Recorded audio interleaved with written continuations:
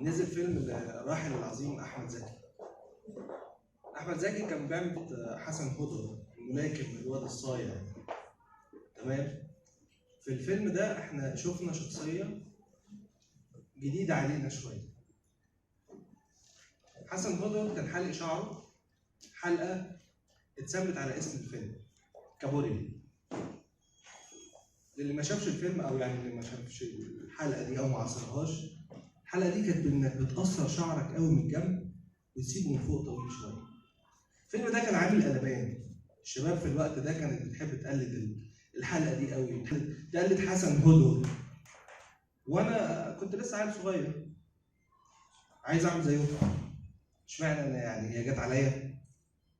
وبكل قوه ورحت للحلاق بتاعنا عم رمضان. عم رمضان ده بيحلق لابويا وبيحلق لعمامي وخلاني. فدخلت عليه: عم رمضان. قال لي: ايوه صراحه. قلت له: انا عايز احلق شعري. قال لي: طب يلا تعالى اقعد. قلت له: لا، انا عايز احلق شعري كابوريا. كابوريا؟ وانت ابوك عارف بقى ان انت هتحلق شعرك كابوريا؟ قلت له: هتصرف يعني، احلق لي وانا هتصرف. قال لي: بس انا مش مسؤول. قلت له: طب خلاص مش مشكله، انا لما اروح هتصرف. وقعدت على الكرسي وبدأ عم رمضان في الحلاق.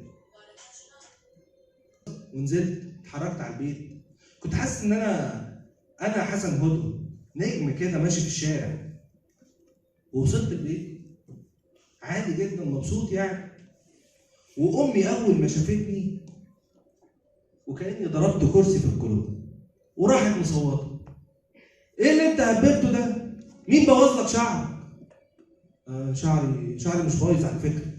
قالت لي: لا، شعرك بايظ. مين بوظه لك؟ محدش بوظهولي، انا حالق على الموضه دي كابوريا. قالت لي: ده انت ابوك هيبهدلك، خش استخبى بدل ما يجي يطلع عينك. ابويا راجل صعيدي دقه قديمه شويه، مش هيقبل الموضوع. فقت ساعتها، حسيت بمدى الكارثه اللي انا عاملها، ودخلت جري استخبى على اي مكان قداره زي ما هي قالت. امي برضه بتحبني يعني مش عايزاني اتبهدل. دخلت واستخبيت فعلا.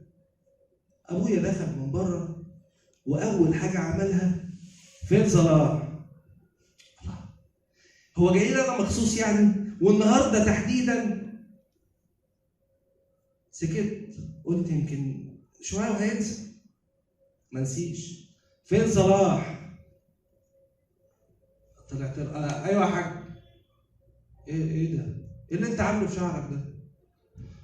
قلت له: مفيش، انا حلق شعري كابوريا. كايه؟ كابوريا. كابوريا ايه وزفت ايه؟ انت شعرك ده تروح تحلقه تاني اقصر حته فيه تساوي شعرك بيه. في راجل يعمل كده؟ في راجل يقص شعره القصه دي قصه مساجين. مساجين ايه يا حاج والنبي؟ طب سيبني، طب شويه اتبسط بيها. مفيش بس. انت تروح تحلق شعرك تاني، تروح لعمك رمضان تقعد على الكرسي واقصر حته شعرك كله يبقى زيها.